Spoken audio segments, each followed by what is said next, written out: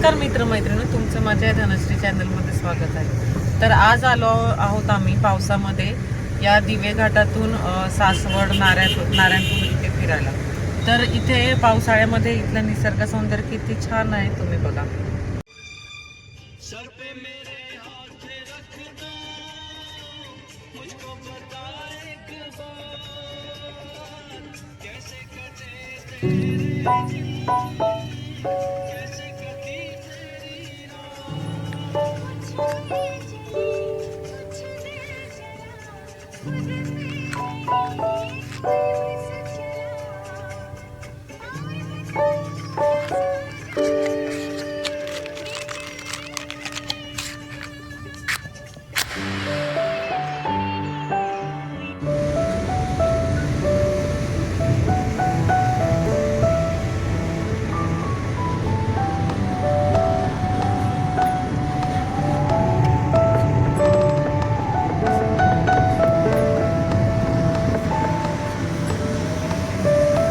Track रोडचं काम चालू आहे बघा.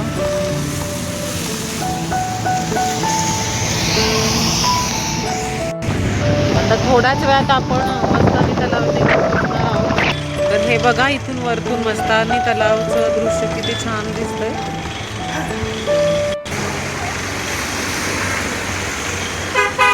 आता आम्ही आलो आहोत मस्तानी तलावाच्या इथे, म्हणजे जिथून वरून पाहिल्यानंतर मस्तानी तलाव दिसतो तिथे आम्ही थांबलो आहे. पाऊस तर पडतच आहे.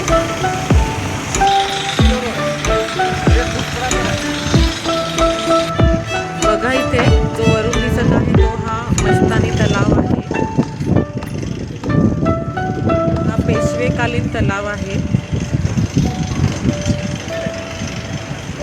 जिथे मस्तानी इथे स्नान करायला यायची असं म्हणतात, तो हा तलाव आहे. म्हणून ह्याला मस्तानी तलाव असं नाव आहे. इथलं व्ह्यू बघा किती सुंदर दिसतंय. सगळीकडे हिरवं गार अशी हिरवाई, खूप छान असं सुंदर असं वातावरण आहे इथलं. पण पाऊस पडत आहे रिमझिम रिमझिम. रोडचं काम इथे जोरात चालू आहे. आता काही दिवसानंतर इथे 4 ट्रॅक रोड होऊन जाईल. हे बघा, इथे काम चालूच आहे आता. पुण्याजवळ इथे बघा पांडुरंगाची मूर्ती. घाट चढून आला की इथे खूप अशी भव्य दिव्य पांडुरंगाची मूर्ती आहे. आताच माऊलींची पालखी या दिवे घाटातून पुढे गेली आहे आणि इथे श्री ज्ञानेश्वर माऊलींचा विसावा असतो पालखीचा. आता आम्ही निघालो आहोत मिसळ खायला. इथे सासवडमध्ये खूप फेमस असं मिसळचं हॉटेल आहे. खूप वर्षापासून हे मिसळसाठी प्रसिद्ध असं हॉटेल आहे. तिथे फायनली आता आम्ही पोहोचलो आहोत मिसळ खायला.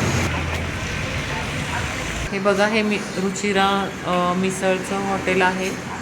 हे खूप फेमस आहे सासवडमधलं. खूप वर्षापासून हे हॉटेल आहे. इथे नेहमीच खूप गर्दी असते. सकाळी तर खूप गर्दी असते. आता दुपार झाली आहे.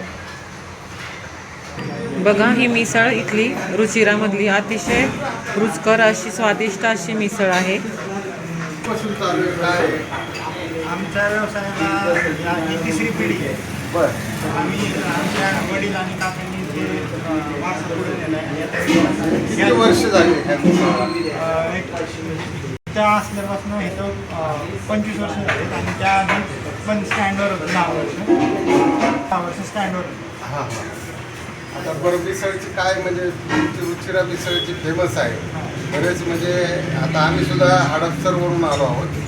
तर मिसळचं काय वैशिष्ट्य किंवा कशा पद्धतीने मिसळ आहे? कारण आज पुण्यामध्ये भरपूर मिसळ अवेलेबल आहेत. तर तुमच्या मिसळची काय क्वालिटी किंवा पावाची क्वालिटी काय ते जरा सांगा, किंवा मिसळही दाखवा.